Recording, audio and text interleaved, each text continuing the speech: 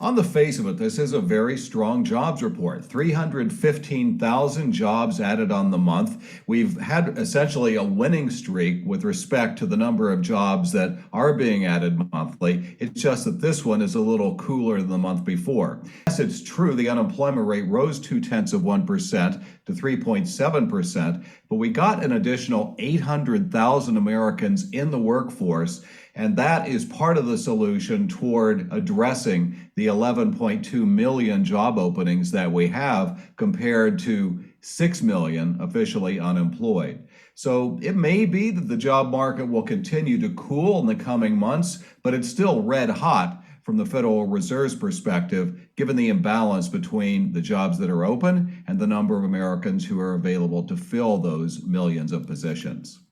We're not necessarily seeing a big pullback on the part of the consumer yet with respect to higher interest rates, but inflation is doing part of that work for the Fed. There's an old saying, the cure for high prices is high prices, and a recent Bankrate survey indicated that almost half of Americans are now pulling back on discretionary purchases as one way of preparing for what they fear is a possible recession between now and the end of next year.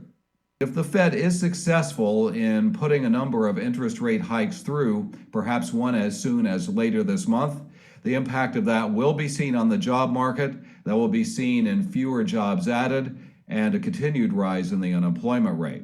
So some of the recent data we've seen with respect to employment may be as good as it gets, meaning we could have bottomed out on unemployment at 3.5% now that we've risen to 3.7, and we may well see a continued stair-stepping lower with respect to the number of jobs that are added in coming months.